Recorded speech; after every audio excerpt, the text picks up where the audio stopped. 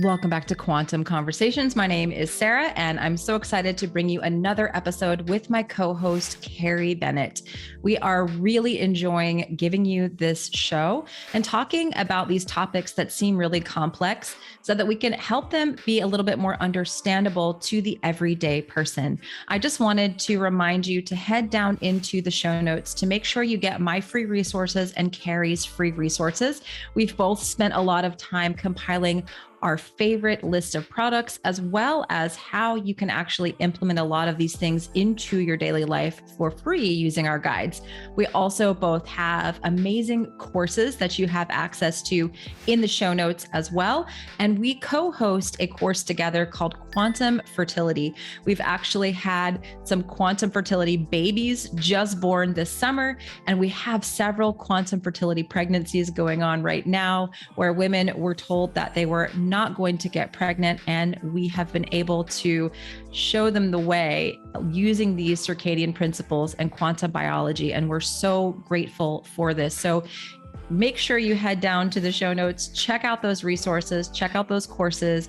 And if you are enjoying the show, if you're watching on YouTube, make sure to subscribe to our channel, hit the like button, leave us a comment. And if you're listening on the podcast app, please head on over to Apple or Spotify, leave us up to a 5-star review. Since we are such a brand new show, we want to make sure that we're getting this message out to as many people as possible. Again, we want to make these concepts of quantum biology and circadian biology understandable and applicable to the everyday person. We want you to pull up a chair, come hang out, and enjoy this conversation with me and Carrie, and have a fantastic day.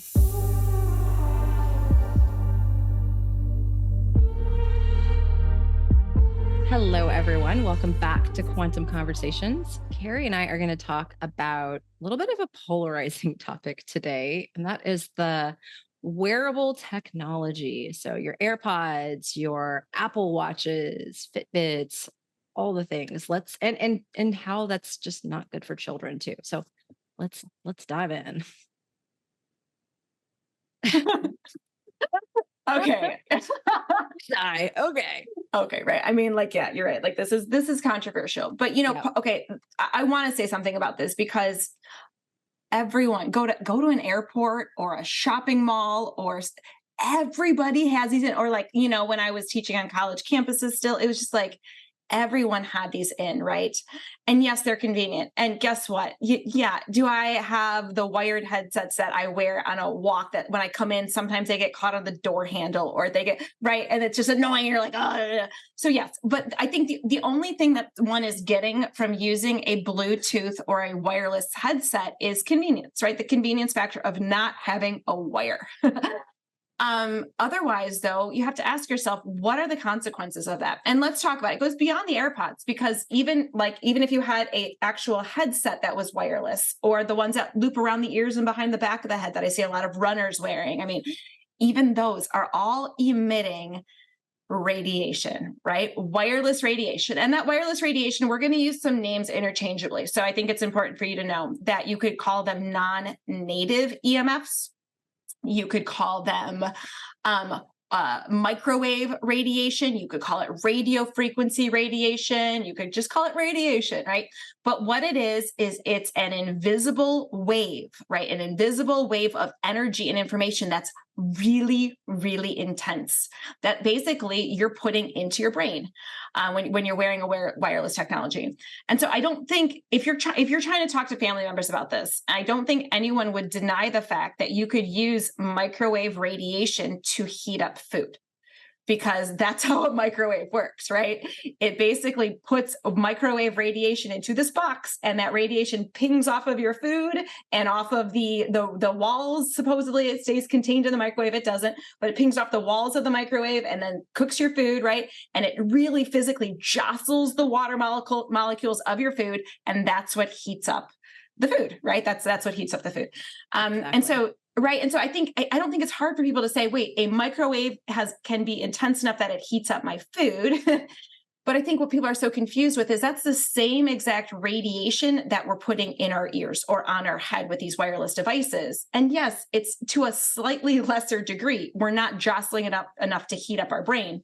Although and so that's what people are saying, that, well, it's not intense enough radiation to do that. So it's harmless. And it's like, for me, that's a full stop. That's just a bad argument. And I think we've got a lot of ways that we can talk about even the quote unquote lower intensity radiation being just as harmful. Yeah. I mean, and I did a post yesterday. That's kind of what spurred this conversation on Instagram. So a couple weeks ago, if you're watching this the day it comes out, and it really upset people because I said why I would not buy AirPods for anyone for Christmas, but especially children, because you're talking about this, radiation that I think adults should not be exposing themselves to, but children, their brains and their nervous system are not fully myelinated. And so it is much more harmful to a child to expose them to these frequencies. And I think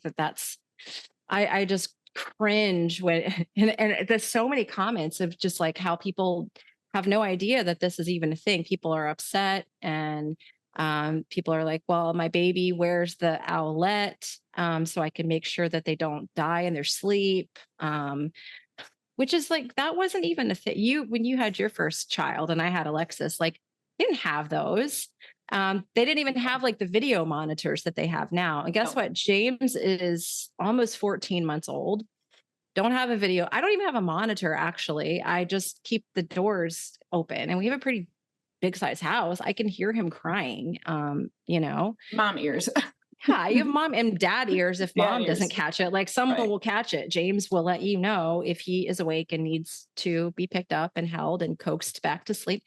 It's been that way. He slept in here with us for probably the first 7 months of his life, and then, was ready for his room, which is right across the hall. But I think that we had, like, there's all this, and there were no fitness trackers, like all this stuff is new, and people were under this post acting like, but I can't live without my Fitbit, and I can't live without the video monitor. I can't live without this strap thing to my baby's ankle. And I'm just like, okay. All right.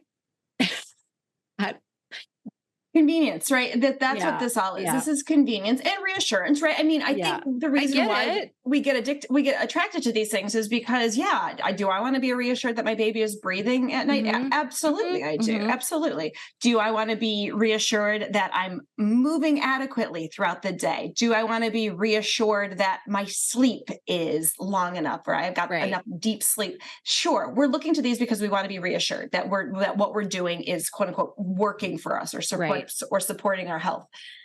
But I just ask you to take a step back and be like, how would you have assessed that 20 years ago, 80 years ago, right? Like you'd have woken up and been like, I slept on my shoulder a little funny, right? Like, we would have had other means of checking in with our bodies, and we would have actually been checking in with our bodies and in with our maybe symptoms or lack of symptoms or energy levels. And so I just encourage you to get other benchmarks that you're using to check in with how your body is doing. Right. Yeah. I know that I haven't moved enough if I feel stiff, right? Yeah, that's what I was about to say. Like, if my low back hurts, or if I just feel like crunchy, I'm like, you're not moving enough. You better get up, go outside, take a walk, do something. Yeah. Stretch. If I'm starting to feel too tired, it's like, well, you haven't been outside lately. Go outside, check in with the natural light. Right. And so I just feel like if we can tune into our body's symptoms, we then, our body has many, many means of communicating with us. Yes, so this is one of the things I love, like teaching college students. I loved doing this, right? Because one of the lectures that I taught, this might be a whole podcast that we could talk about, but it was called What Your Poop is Telling You. Oh. Because your poop is a means of one of the ways that your body is communicating with you, and based on things like how often you go, what does it look like? What's the color? What's the smell? Does it float or does it sink? I mean, all of these things are things that you're learning. Yeah, you're learning something about what's happening in your body based on just observing your poop. And so we can do the same things with every aspect of our body, right? Like, how alert do I feel right now? Where's my stiffness? Do I have any pain? What's my digestion like? I mean, the body has means of communicating if we allow ourselves to tune into it. But what these devices and these technologies allow, and they're connected to an app, right? What it allows us to do is dissociate from that and kind of outsource it. I'm just going to look at the data here to see how I'm doing. I don't know how I'm actually doing unless I look at my tracker. Like, I don't know how I slept unless I look at the data from last night. Exactly. And don't get me wrong. So like, maybe in previous episodes, you would have seen me with my Oura ring. I will put an Oura ring on every once in a while in airplane mode. Right. Yeah. But and I just kind of look and say, well, where's my HRV at? What is my general movement like? What's my sleep generally look like? Interesting. Then I take it off. Right. And it goes away. And even my husband's like, can you please stop the subscription to Oura because you're not using it anymore? It's like, oh yeah, sure. Yeah, absolutely. I can. Right? Oh, see, I'm a legacy Oura, so I never had to get a subscription. Baller. I never pay for it. Yeah, I know. $5.99 a month. My husband was like, I see this bill. Man. You're not using this. I'm like, you're right. Wow. You're right. Let's. So I hopped on that this past weekend, but it's like, yeah, I'll check in every once in a while, but it's by no means how I assess how my body is functioning. Same thing with the weather. Yeah. We've said this before. I think, how would you, if you wanted to know what the weather was and you didn't have an app or a TV show to tell you, what would you do? Right. You go outside and you'd be like, is it sunny? Is it snowy? Is it, And so, I think I'd like people to get back in touch with that aspect of maybe asking yourself why you're looking to use these wireless devices so much. And sure, is there a means of using some of these devices in a smart way? Yeah, the Oura Ring on airplane mode can be a good way to assess this. But then again, I think even Oura Ring on airplane mode can get people into a bit of a pattern on just looking at the data and not checking. That's why I took mine off, is I was just like, because I was playing around. You had yours on and then it inspired me. I'm like, all right, I'm going to go find this thing, because I didn't know where it was. I had to search for it for like a couple hours, and I'm like, okay, Carrie's wearing hers. I want to wear mine. I want to check in and see HRV and sleep and how that's doing. And then it started kind of stressing me out after a while. And I realized I was relying too much on it, because there would be nights where I'd be like, oh, I slept like complete crap. Like, that was horrible. But then I'd look at the ring and I'd like, oh, you got 2 hours of deep sleep and, 2 hours of REM sleep, but it was all broken up. But and I'm like, oh, but I did okay. Like, no, you slept like crap. Like, or even the opposite. I would feel like I actually slept really well. And it's like, oh no, you only had 57 minutes of deep sleep last night. You're trending downward. And I'm like, oh no, but I feel so good. And it just got to be like irritating. I'm like, this is dumb. Like, why am I, like, why am I doing this? And I just, it's been in the bathroom for a couple months now.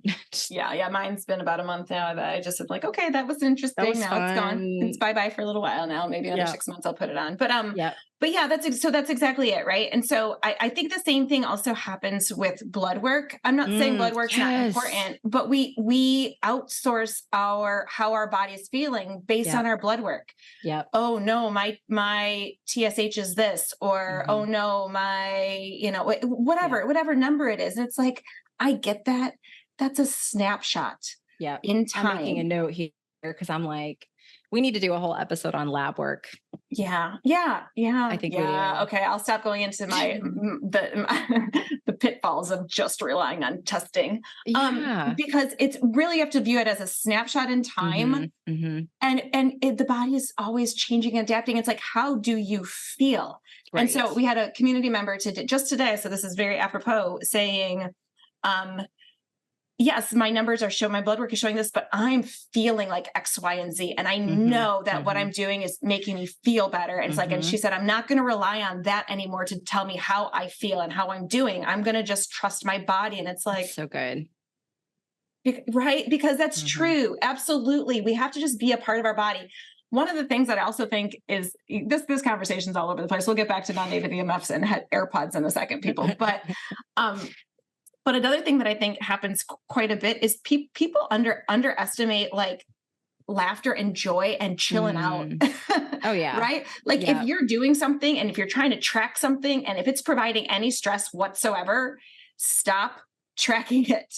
Right. Because it's not, that in and of itself is not going to be helpful for you.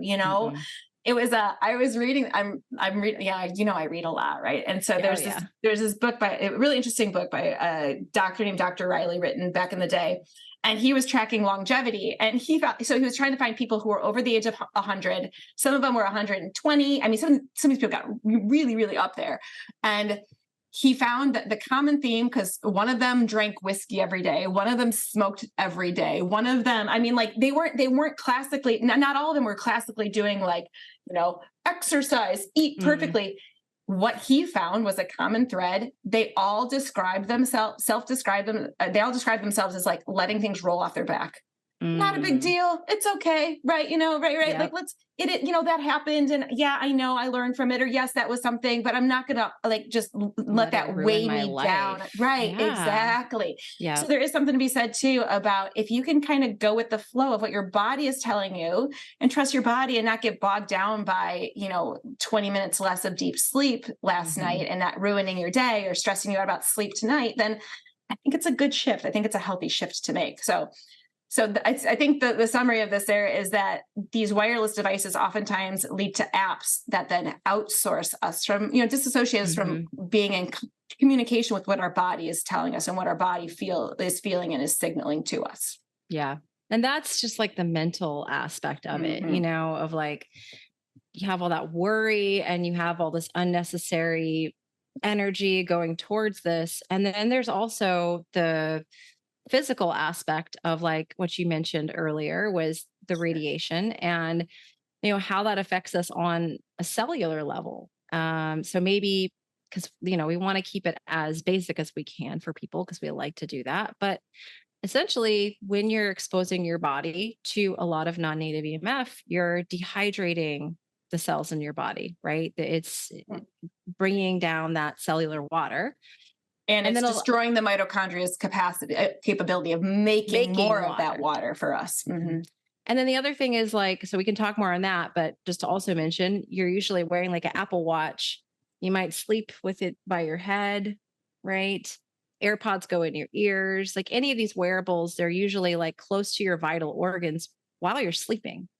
And so we have to think about that also, that not only is there the dehydrating effect, but there's also this kind of radiation hitting like very important body parts, right? I don't think, all your body parts are important, but to put something near your brain, this one of the densest places where we have mitochondria, the brain, the heart, the reproductive organs of women, the ovaries, that's where a lot of these devices are going. And so, yeah, let's maybe make it a simple explanation for people is how do these cause that cellular dehydration? Sure. Yeah, sure. So number one, let's just talk about the reason why Sarah and I are harping on what's physically we put on our bodies, like with the wearables, is because radiation gets less damaging the further away it is. So my cell phone right here versus right here, it's actually less damaging, right? I'm not saying it's not damaging, but it's less. Here, even less. Here, even less. So there's a property called the inverse square law, right? Where as you remove yourself or as you distance yourself from the radiation, it's less biologically impactful. So that's why we're really keying in on what is physically on our bodies these days, what we see people wearing all the time, because those are the ones that have the potential to be most damaging. And so what happens with those what happens, number one, is that wireless radiation depletes exclusion zone water, right? Yep. And if you've been listening to this podcast at all, you know that that's pretty much everything, right? Yeah. It's our energy. It's a battery. It's an antenna. It does so many things for us. It's that structured water that lives inside of our body that really, truly is a source of energy. And it's a conduit for communication, that the really high speed, the fastest speed communication can happen through that water network.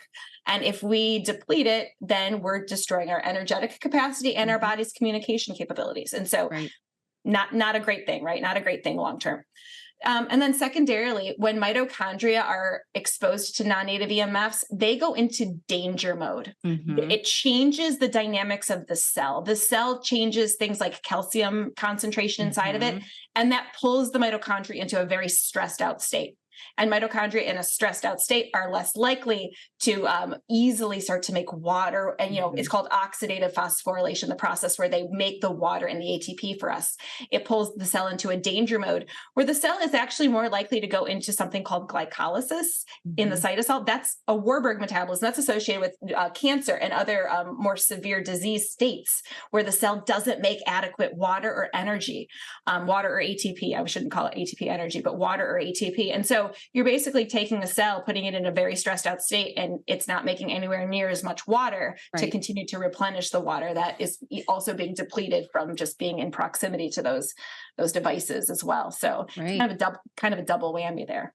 Yeah, it's so crazy. I was thinking before you even started talking about this, that a lot of people wearing these fitness trackers to lose weight, to get healthier, to fix, metabolic issues, when in fact, the act of wearing the devices, from what you just explained, slowing down mitochondrial function, making the mitochondria less efficient. So it's kind of just like, it's not helping. It's not helping for sure. And the other thing that I think was really startling to me about these things when I first started learning about this stuff was the blood-brain barrier. Yes, that right. And how huge. So we've got barriers, right? The body has barriers. There's a barrier for the brain. There's a barrier in the gut, right? Our gut lining. And what these do is they create leaks. Non-native EMFs can create leaks in that. So, there is an association between things like using a laptop and gut-based symptoms or reproductive, like, potentially driving infertility. There, brain-based symptoms like migraines and headaches and brain fog.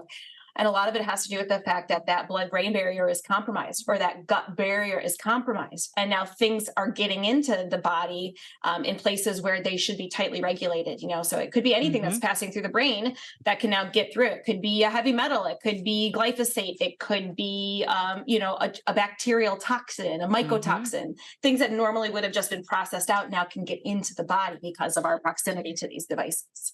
Right. Exactly. So it's kind of defeating the purpose. And like I said, children are a lot more vulnerable to this issue because of that lack of myelination, right? Yeah. So I get to, you were super sciencey there, Sarah. I get to break that down. So, so myelination is like just a coating on the nerves, right? On the neurons, and it protects it. So it's a protective coating that also allows for fast nerve transmission, right? The nervous system is a fast speed network. And that coating doesn't get complete. Laying down that coating isn't complete until we're about 25 or so. Yeah. And so if you got it, it's like an exposed wire, right? It's way more likely to be impacted by these non-native EMFs than something that has a little bit of a protective coating on it. I know. And so like everyone talks about how children today are sicker and sicker, and it's the food, it's toxins. I got toxins. It's this, it's that. And sure. Absolutely. But I ate friggin' Pop-Tarts and Snackwell's fat-free cookies in the 90s. Entenmann's, Doritos, Oreos. Oh yeah. We would like... My kitchen table was full of that garbage. No joke. And I didn't have the kind of health issues that the kids today have. Honestly, I did not have that. No, it's true. It absolutely is true. So while I'm saying, I don't think the food environment is healthy, and I don't think the toxins it's are nil. healthy. I think it's still crap. You shouldn't eat that stuff. We shouldn't do it. But why all of a sudden within the past, no joke, decade, right, are we seeing rampant levels of anxiety and depression at younger and younger ages? And this is what was the most fascinating thing for me is teaching college courses and recognizing that, yes, an occasional student would have, a note from a physician or something about anxiety or needs to take extra time. And it went from every once in a while to the majority. So it's like you have to ask yourself, what has changed in the environment? That's an environmental trigger. What has changed in the environment in that period of time to cause this to ramp up so much? And the things that I have to look to is the screen usage, the blue light exposure, and the non-native EMF exposures. And I'm not gonna mention names or get super specific on this, but what was fascinating was having one of our colleagues who does a lot with nervous system and with trauma, having one of her kids noticing that he had a nervous system challenge, right? And how she recognized screen usage, right? And blue light and in the screen usage wasn't very much at all, but it wasn't until that the non-native EMF was pulled away from this child's body that the nervous system was able to regulate, and that symptom was able to lessen drastically. And so it's just this idea of, gosh, wow, it's just like spark of, yes, that is how much that can affect people to the extent that they're experiencing something that's a challenging, nervous system symptom. And now all of a sudden it goes away when you take the device away. And that's like, I don't know what else is really proof except when you pull when someone has had this symptom forever, and then all of a sudden you take away this device, and all of a sudden this is the first time that this symptom disappears. You have to ask yourself, could that have been causing it? And I'm going to say, absolutely, it was causing it. Yeah. If you take it away and you notice a huge difference, obviously that has something to do with it. It's clear. And it's so hard though, because I know a lot of people listening, they have kids that, they go to school and they put them on an iPad for the day, and it's like, I'm the same way. My kids aren't on an iPad all day, but like they're at a school with wireless radiation for sure. Constantly. But you've got to give the body opportunities to be away from that. So that's right. Yeah. So it's like that's why I'm so adamant about minimizing wireless radiation at night, right? Turning things off, making sure things are unplugged, outlets are off, things like that. And then it's why I'm all about I call it fresh air fun, right? Come on, guys, fresh air fun. And it's like, we get outside, you get out, you do stuff away from any devices, away from screens, in nature. My kids, up until today, where there was maybe 4 inches of snow, they'll still run outside barefoot, but they won't stay out barefoot. But it could be 40-degree weather, and we play this game outside where we throw a ball over the net, back and forth. We'll play that for an hour barefoot, and my kids, we love that type of activity, and it feels like it's just removing the body from that a time where there might be more wireless radiation exposure, and just giving it the opportunity to get the signals it needs to kind of reorient itself again. Yeah, because what I think a lot of people don't really understand is that and it sounds super woo-woo, but the grounding, you get energy, you gain electrons from having that barefoot on the earth, or even grounding shoes. You can do that too if you're in an area where it's like too cold.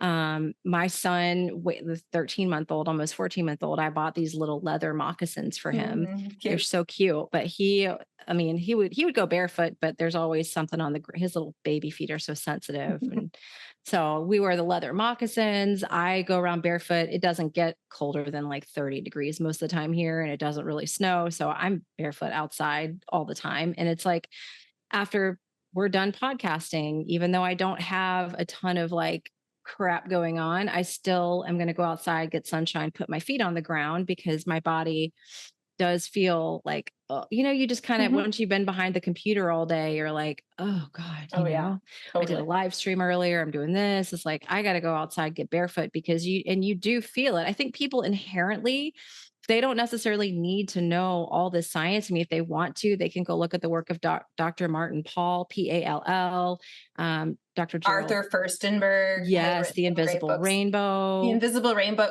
And also the website that's really easy to pull up research is cellphonetaskforce.org. Yeah. Cellphonetask.org. Yep. It's cellphonetaskforce.org. Yep. You're the one who's always sending that to me, because I'm like, can be or you did when we first met. Because I'm like, I would post about this stuff and people would get really all up in arms and like, where's the resource? Source question mark. Actually, there's a lot of sources, of sources. No joke. I just wrote an article, a guest blog article for a company that uses it does shielding clothing, right, for non-native EMFs and like shielding shirts and things like that. And they wanted me to specifically reference how non-native EMFs affect fertility. And so, I always comb through the literature, but doing a fresh search, you're like, There's There's more, so upon much. thousands of articles talking about this connection here. And Yeah. so it's like for anyone to be like, is there any science? It's just like Go on PubMed. PubMed. Go. That's what I was saying today in my live stream because people are like, "Oh, what's the science?" I'm like, "You literally, I've posted it all over this page. I usually put PubMed, like I'll put articles under something if it's like really outrageous, but you can also go to PubMed and type in fertility and non-native EMF, fertility and wireless, like you can do that and you will actually find a lot. It's just that this information has been suppressed because there's a Mhm. lot of money at stake for the big tech companies, and they don't want you to know this. And I don't want to sound like a tinfoil hat person, but shoot, hand me the freaking aluminum foil. Let's go.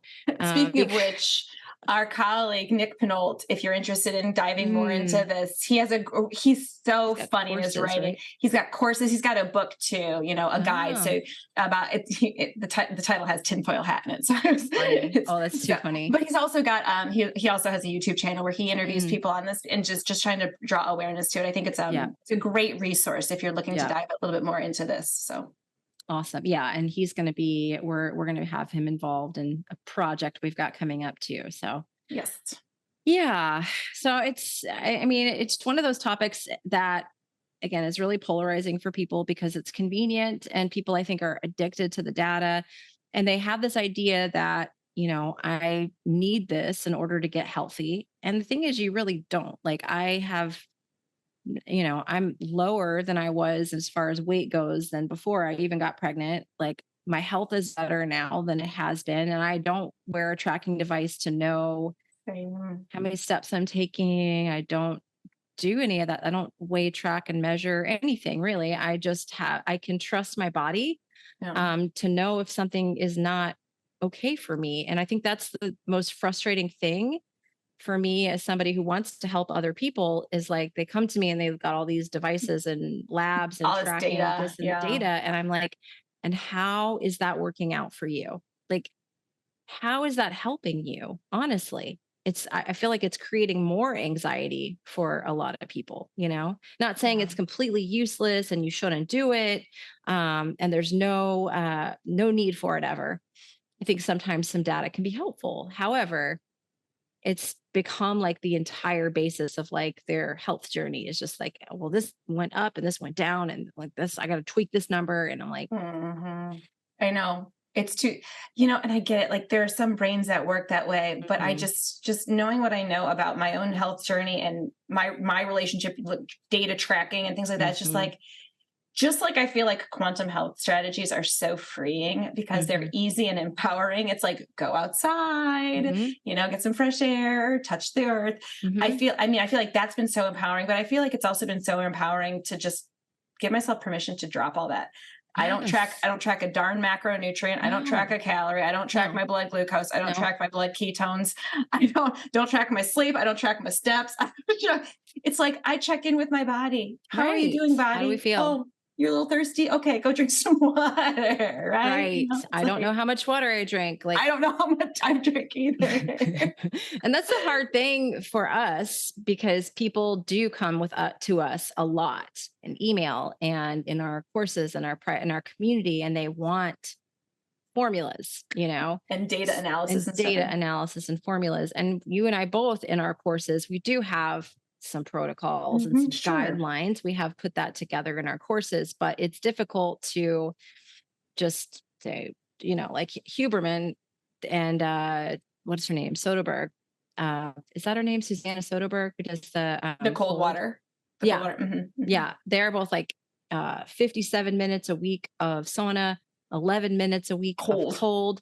And I'm like, for who? And when, and what time of the month, what time of the year, not that I love both of their work. They put out amazing information, but that could be great for somebody and it could be too much for someone else. It's too just little like for someone else. Yeah. And it's dependent on so many other factors. And so there's not, I know everyone wants a protocol and it's popular and it sells, but yeah, there's not really a specific thing that you can follow. You have to really be in tune with your body, and that's a skill.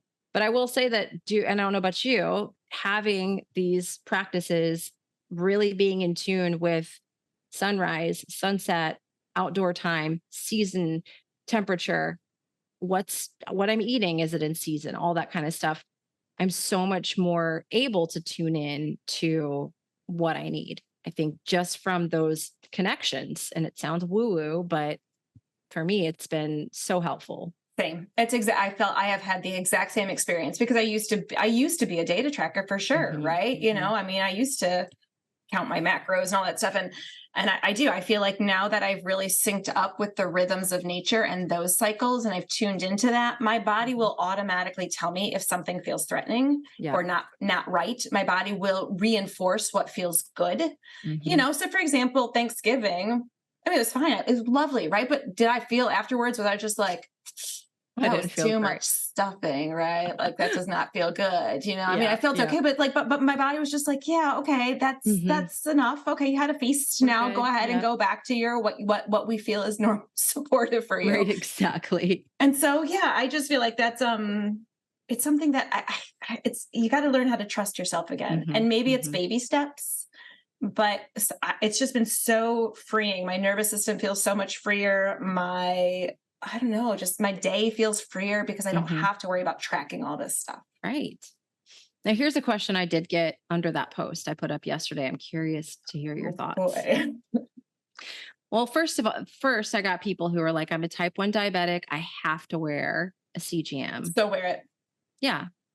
And you can turn the Bluetooth off on a lot of those. You can disable the Bluetooth and kind of put it on airplane mode. I mean, On some of that's them. Yeah, on on some something of them, listen, if it's something that's required life or death. for life or death, you do it. But then Yeah. you don't also combine AirPods and an Apple Watch and Yep. then work on your laptop with it, Right. right? Right. You just minimize what all we're asking people to do is minimize their exposures to the best Hmm. of their abilities. Because Hmm. being hyper vigilant and worrying about your CGM, that's not good either, right? No, That's something that no. you may need for life or death reasons. So Right. fine. See, it's the same reason why I've got clients who had to have hearing aids, right? That's the other These one. That's the other one. I have this woman who, oh boy, she just let me have it. Well, my daughter has to have the hearing aids, or she can't keep up with her friends and she can't keep up with her peers. So you're just telling me that I'm killing my daughter. And I'm like, huh? Not telling you you're killing your daughter. No. No. But what we're saying, but there is something called informed consent, and then Right. you make an You educated make a decision. decision. So Right. I think it's important I would want to know if Yeah. something that I am utilizing Daily. for daily for a purpose that I think is supposed to serve my health, I would want to Hmm. know if there are side effects or Right. consequences of that. Right. And so yeah, there is the potential for those hearing aids to emit radiation and do the things that Sarah and I have talked about here. But that then there's a cost benefit analysis. Is your daughter going to benefit from socially being able to keep up with her friends, laugh at the jokes, not have to Hmm. ask what I mean, Hmm. sure, right, sure. Yeah. And so but I still think people need to have informed consent, right? I mean, I Yeah. think that's what's missing in Agree. a lot of this is that people don't Agree. realize that to everything we do there could be a consequence to it, and we just have to Right. weigh in on what is most beneficial. What are the beneficial risks we want to take? Right. Exactly. And, this is why you and I harp on good, clean, we've done so many episodes on water, me out of the blur. Yeah, I'm in my bedroom, so everything's blurred out in the background. But, this is why, you and don't you're have your doing the fire Gerald on Standard. today. No, no fire. I was doing it earlier and I actually got too hot. So I like had to cool off.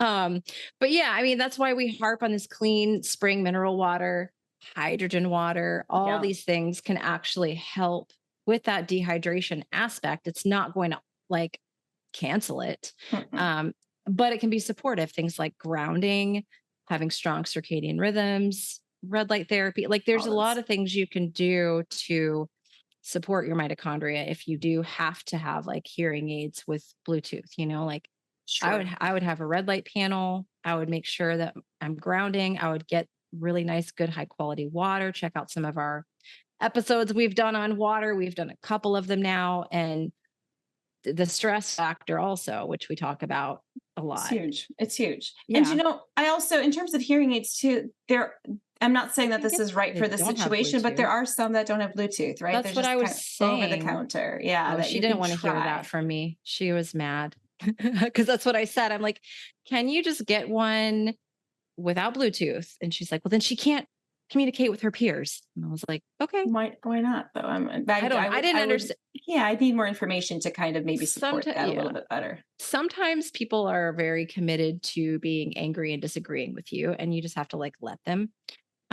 Even if you're trying to be helpful and provide information. And then I had another woman that was like, yeah, this is funny because this is all completely wrong. Even though I had posted 10 studies, and I was just like, hey, you can go read the studies and make your own decision. But just to say it's wrong is wrong. That's a bot. That might be a bot. You never know, right? No, I don't know. Some people just get triggered. Did you get shadow banned at all for that post? I did something on wireless radiation and I got shadow banned. Did you? I don't even know if I'm shadow banned or not anymore. I have no idea. I was like, why has this video only reached 800 people? Oh, well, my YouTube has been under shadow ban or whatever for a long time. So I've kind of just I just post stuff and whoever watches it. But I know. My videos used to get 20, 30,000 views. And now I'm lucky if I get 1,500 on a video. I'm like, okay, well, whatever. Yeah, it's been that way for a while. So what are you going to do? You can only control what you can control. So you got to still put the information reaches the right people when it's supposed to. And that's, yeah. Yeah. I agree. Well, yeah, I think that's something too, that I'm very, this was hard for me too, because it's when you're confronted with information that goes completely against something you're doing on a regular basis that you never would have thought would be detrimental to health. Anger is such an easy reaction, right? Yes. But anger is a secondary emotion. It's not the primary thing. You're angry because you might need to doubt your decision-making or doubt, what you thought was true. Right. And so it's never the primary emotion. And so I have to remember that when people express anger, especially because this information is new to so many, this is not mainstream. One of these days, this will be mainstream. One of these days, I'm hoping that this is just common knowledge. Right. And when people are born, they're like, of course I go outside at sunrise. Of course I dim the house at night. Of course I turn off the Wi-Fi, or hopefully we don't have Wi-Fi by then, but things like that. I hope that at some point this is common knowledge, but until then, these are kind of like the little hurdles that we have to overcome as we get this information out there. Exactly. Well, it looks like we're talking about lab work next week. Oh boy. Which ones do you talk? Dutch, blood work? I think we should talk about all of it. All of it. HTMA. Let's talk about all of it. Let's do it. Let me preface this before people start to come to comment on this video, that there's interesting information that can be extracted from any of them. So we're going to lay that out. But there's a big but with a lot of them. Yeah. Dun, dun, dun. Stay tuned. All right. But for now, reconsider the AirPods wearables. And definitely, I would really not encourage anyone to give them as a Christmas gift. Yeah. If you love that person. Well, right. And you can definitely, you can still get the same effect by wearing wired headsets. You'll still plug it into your cell phone and hear exactly what you wanted to hear. So, I mean, it's the convenience factor, or maybe the coolness factor, which I threw out the window a long time ago. Yeah, I don't think they look cool. I don't know if I was ever cool in life. I've never been cool in my life, ever. I maybe wanted to be, but I just never was. So I was an athlete, maybe by definition, that gave me a little bit of coolness, but I don't know.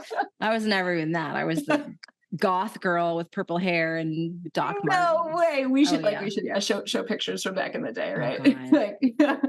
Where we I feel so much younger and healthier than I've ever had in my life. So. Me too. Absolutely. Until next time.